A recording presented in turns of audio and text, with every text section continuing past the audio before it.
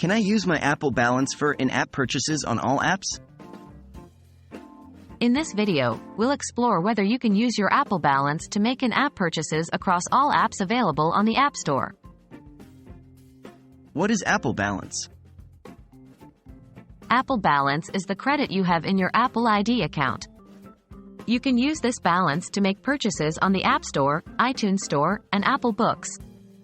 This includes apps, music, movies, TV shows, and books, as well as in-app purchases and subscriptions. Can I use my Apple Balance for in-app purchases? Yes, you can use your Apple Balance for in-app purchases. When you make an in-app purchase, the cost will be deducted from your Apple Balance first. If your balance is insufficient, the remaining amount will be charged to your registered payment method. Are there any exceptions? While you can use your Apple Balance for in-app purchases in most cases, there are a few exceptions. 1. Family sharing. In-app purchases made through family sharing cannot be paid for with Apple Balance. The family organizer's payment method will be charged instead. 2.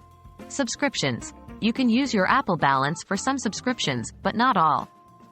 For example, you cannot use your Apple Balance to pay for iCloud storage plans. 3. App availability. Some apps might not be available for purchase or in-app purchases in certain countries or regions due to local laws and regulations. In summary, you can use your Apple Balance for in-app purchases on most apps.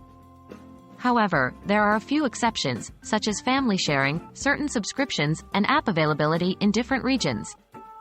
Always check the app's description and requirements before attempting to use your Apple Balance for in-app purchases.